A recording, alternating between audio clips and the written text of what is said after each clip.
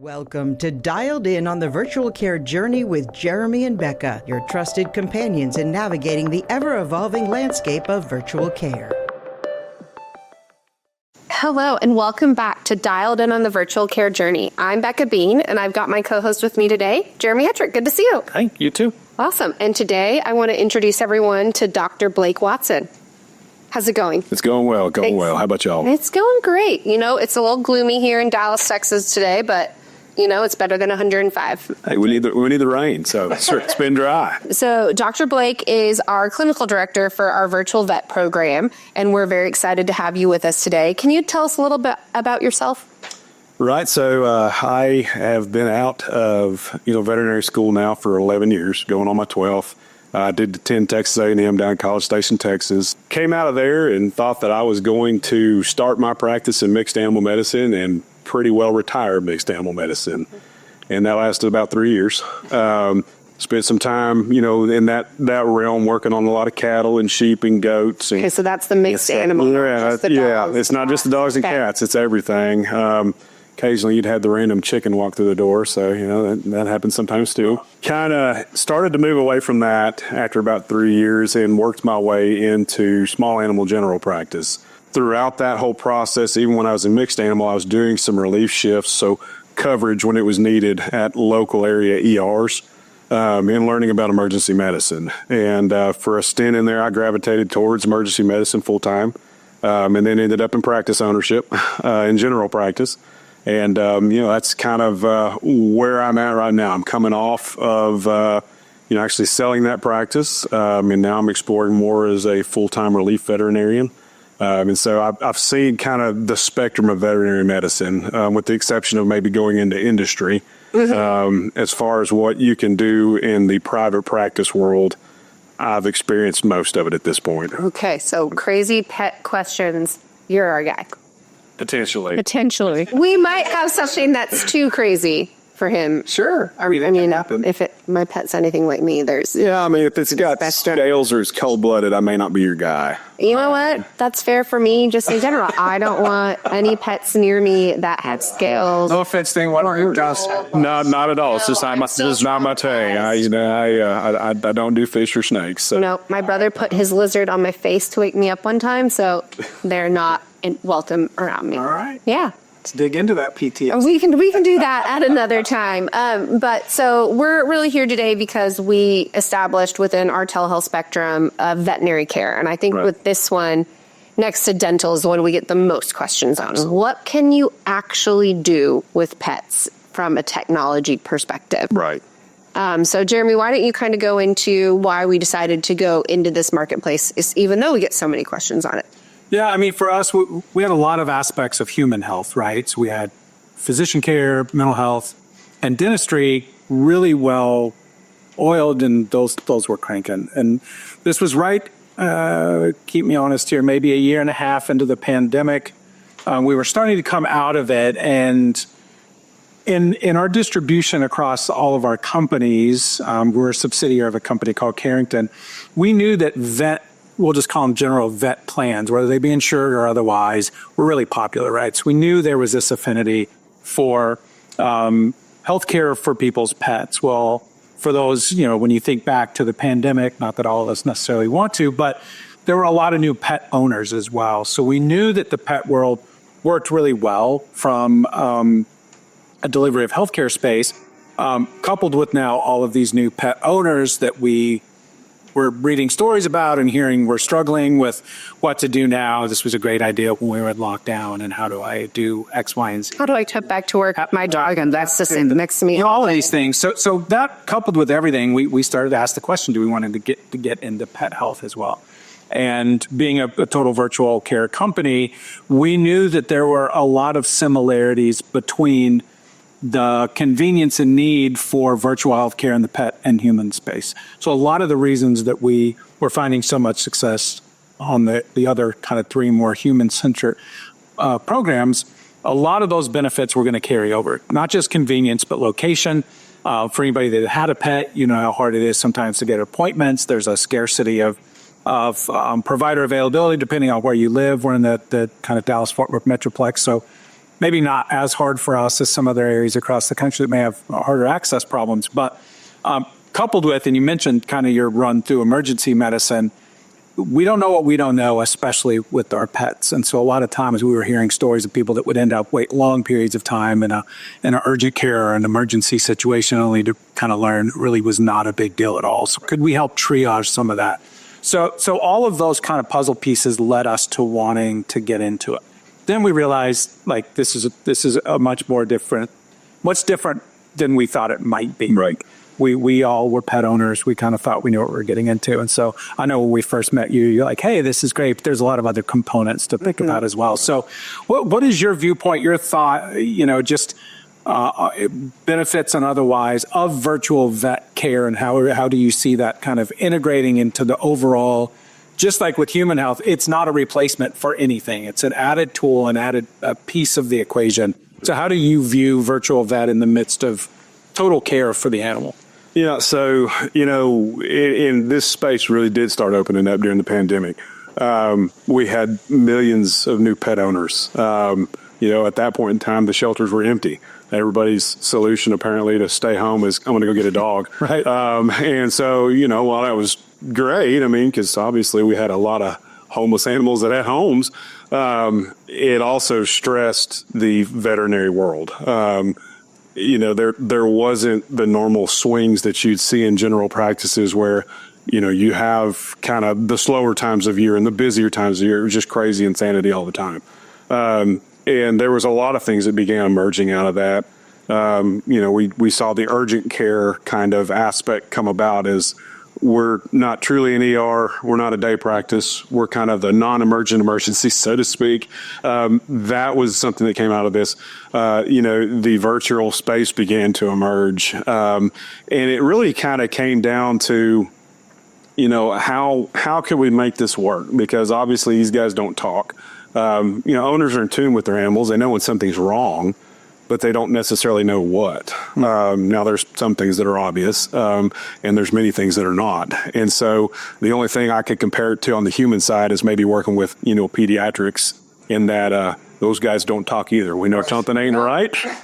Something's not right, but we don't. Just their whole body hurts and I can't move. And you're like, oh. Yeah. Something's wrong. It's so that, definitely throws a different aspect into it from the veterinary side, in that, trying to train somebody over the phone how to do a full physical exam on their pet and know what they're feeling and know what they're seeing can be a challenge. But there's also a lot of people that need information, and they need it at certain times of the day.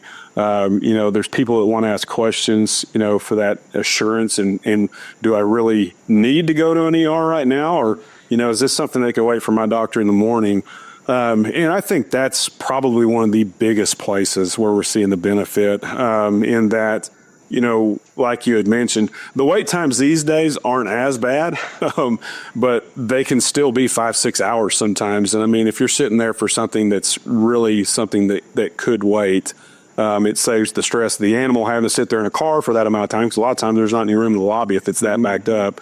Obviously it saves that owner some time too. And, something I have seen too is, because a lot of these younger animals, were at home all the time, there's a different level of stress on the human side too. When there's something wrong with the dog, a lot of those first-time pet owners that were getting their animals in that time frame, there is a different level of stress. And I think that could go back to diving deeper into what the pandemic, kind of did to a lot of people, just, from that standpoint. But, we're there to help. We're available, and we can talk you through it and say, okay, maybe this is something we can just hang on a minute.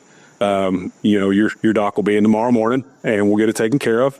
But, we don't necessarily have to go and sit in that line. I feel like a lot of it is that peace of mind factor, right? I'll use my personal story of when I used it. I was pregnant. My husky, who is lovable and a little bit of a turd sometimes, decided to eat a baby bird. And my brain went to, and my husband, of course, was out of town, so I'm dealing with a dog that has like feathers coming out of her mouth.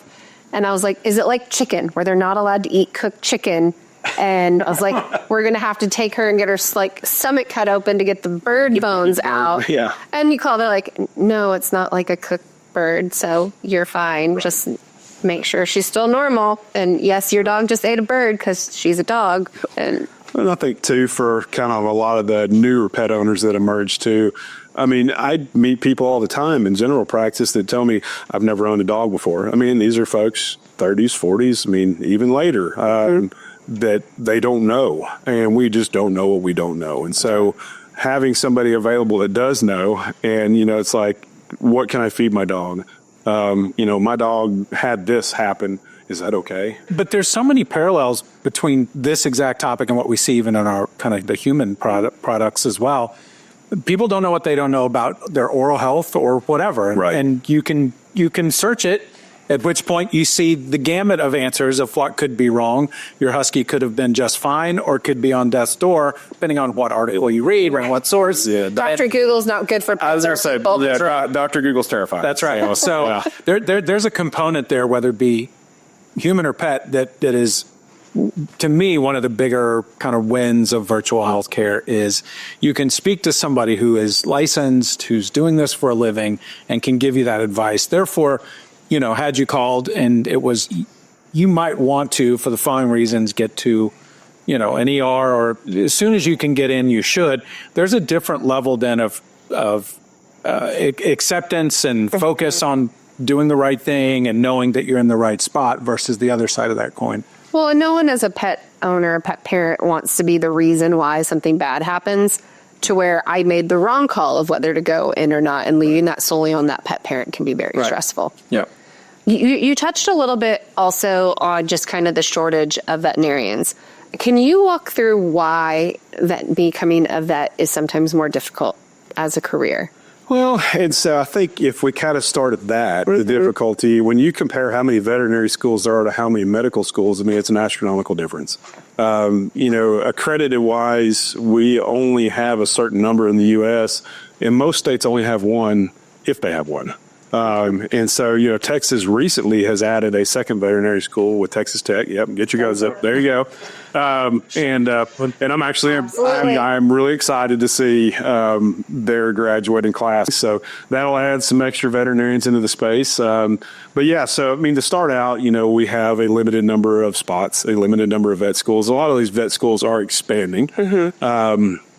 And so, you know, Texas A&M, when I went through there, had 132 in a class. They're up to 180 now. Okay. So they're adding seats, but still we had this deficiency. And it has, the space has changed a lot. You know, back when, you know, back in the day, the thought process, you know, when you go back, you know, 40, 50 years ago was I'm going to get out of school, work for a year, go start a practice, and I will pretty much just work all the time. And that's what was expected. That was just kind of the thought process. It's changed a lot. This day and age has changed a lot. And so, you know, many veterinarians have, through the course of, you know, several decades, kind of started separating that personal time and work time. And so, you know, they're not working around the clock anymore. And so, I mean, I think that definitely contributes. I would say that the demographics of veterinarians, I mean, it has changed a lot. Did a lot exit with the pandemic, like the medical profession, or or just anecdotally? I think most of us hung in there. Okay. But we were very burned out. That was a lot. And you went from seeing 15 to 20 a day to trying to cram 30 in your schedule because you want to keep everybody happy. You want to keep the animals healthy. You want to do what you can, but it's a lot. And doing it day in and day out, you know, that's a lot. But, you know, veterinary medicine has changed in that we are a female-dominated profession. Okay. And so I have a lot of colleagues. I've seen it both ways. I've got some of these colleagues of mine, I mean, they are just rock star moms out there, got 3 kids, you know, following them around, and they're running a practice and they're doing it all. And then I have others that when they have their children, if they financially can, they're going to take a step back. And they may go to part-time, they may go to relief, and they'll probably enter back into the profession, you know, full-time once they can. Yep. But, you know, I mean, there's a little bit of a gap there, too. I mean, and so We do see a number that do try to leave the profession too, or at least are considering it, and there's a lot of layers to that onion, and so there's no really kind of one answer. Yeah. There's a lot of different things on why we're short. But the problem is we're short, and from what the forecasts say, we're only going to get shorter. I believe nationwide they say we're about 10,000 shy right now, and they're talking 15,000 within the next 5 to 10 years. Which can only mean so much for your veterinary rates, right? It's a supply and demand discussion. So the more tools people have at their disposal to know when they need to go in is, I think, going to be really valuable. It will. And I would say right now, we're in this post-pandemic era now. I would say that some of it's returning back to normal in terms of what we see in the general practice space. But I still think, through that process, back then it was, curbside service. And many times we did as general practice, physicians, we would talk to people on a phone. They's like, I have COVID. I can't come. Right. And so it's like, all right, well, we're going to figure out how to do a Zoom or a FaceTime or however we can get this done. And so, but all of that emerged. It's all in the public eye. And I think the public only wants more. Yeah. I also love this product is not a HIPAA-based product. So there's really a lot that can be done too, just from a professional just being able to contact people, which is great. One of the questions we always get is around the quality of care when it's delivered virtually. As a veterinarian, how would you address your patients that ask those types of questions? Yeah, so, I think we kind of touched on that a little bit. There is nothing that I feel could truly replace in entirety doing a full physical exam and having your hands on the animal. That being said, there are a lot of questions that can be answered outside of a practice. And they can be answered well, and they can be answered by somebody who is well versed in the profession. They've gone to school, they've achieved all of that, and they have a background to be able to address those things. And so I think it is a great supplement. I do believe that the quality is there because of the standards we hold in terms of who is providing. But at the same time, too, I think it kind of goes hand in hand. We're not there necessarily to try to stop people from going to a veterinarian. We're more so there to try to help maybe alleviate some of the simpler things, but get them the care that they do need if it's warranted. Right. Yeah. And I think an interesting part of that, too, we hit a little bit on calling for questions, right? Instead of just a general internet search. But the other component of that is not just the answers to the questions, and I've experienced this using our products as well. Hey, here's what you should start looking out for, though. Right. If X, Y, or Z change, or you see this change in behavior, or this change in symptoms, or this new symptom, that's when you should probably load up and get to your nearest vet. If yours isn't open, try to find.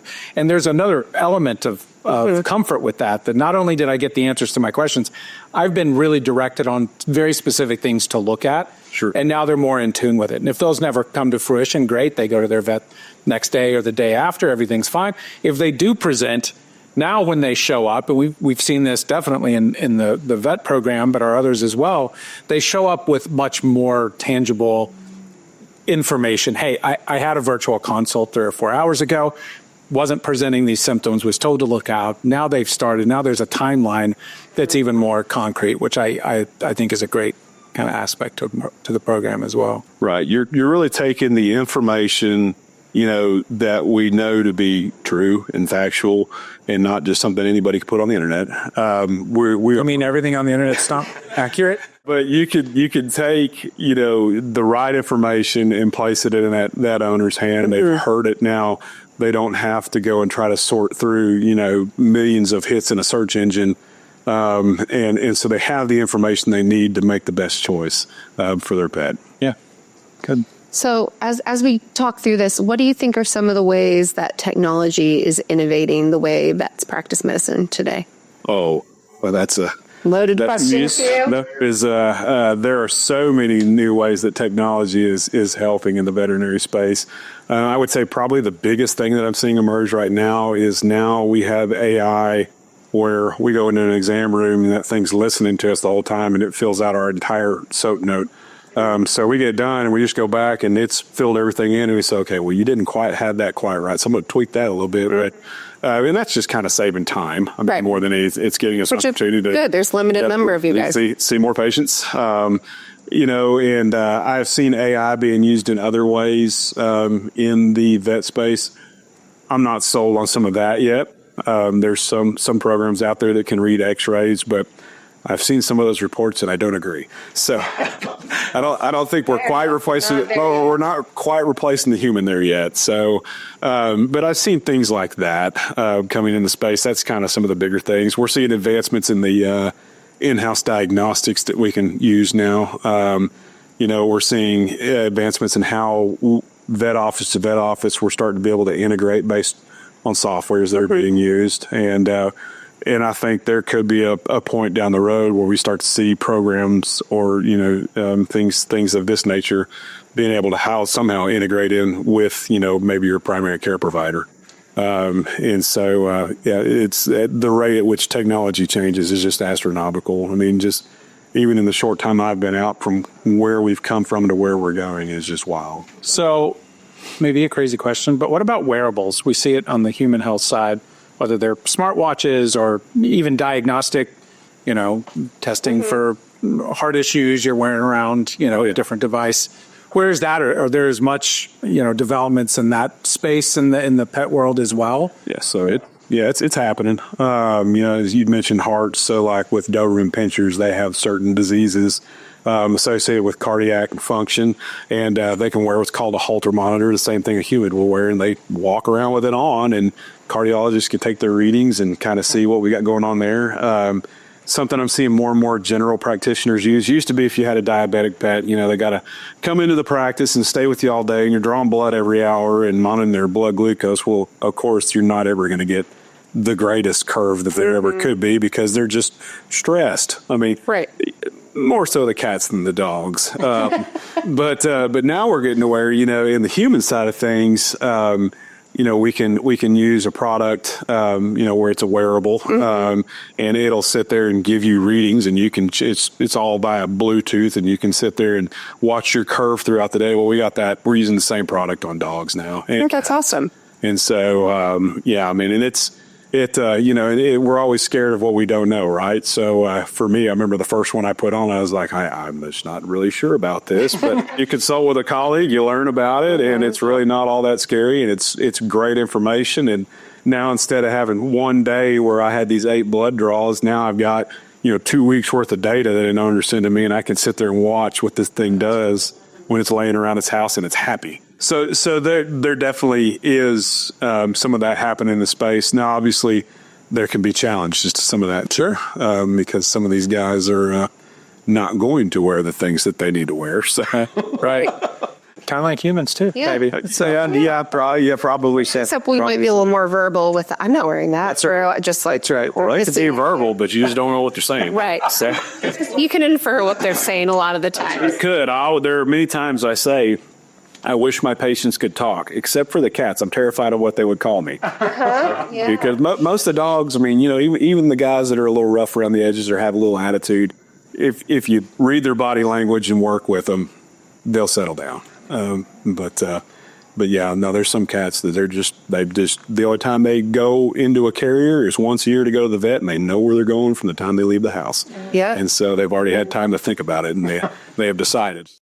Anything else for us to add that you want to make sure that we chat about today around virtual veterinary care? I think we've covered, most of the things that I think folks are going to want to hear. And I think there's still a long way for us to go in the virtual space, and I think it's only going to get better. There again, coming off of a time when people experienced convenience and the ability to have access beyond the business hour. I think we'll want to continue to see that side of things expand as more and more people want that. I agree. Anything else you want to add, Jeremy? No, we just appreciate the work you do, and it's been a cool learning curve for us. And again, we thought we knew what the benefits were going to be, and those were there, and then we've seen even more. And like you said, it's not going backwards. We're only going to get better and better and be able to do more and more, whether that's virtual, in the practice, combination of both. it's exciting time for sure. So appreciate the work you do. No, absolutely. Okay, love it. Thank you, Dr. Blake, for joining us today. And thank you, everyone, for listening to us. This has been Dialed In on the Virtual Care Journey. We're glad that you were able to join us to learn a little bit more about virtual veterinary care. We are so excited for Dr. Blake for joining us. And please feel free to connect with either Jeremy or I on LinkedIn. And please feel free to like us and subscribe to us on either Spotify or Apple Podcasts or wherever else you get your podcast needs.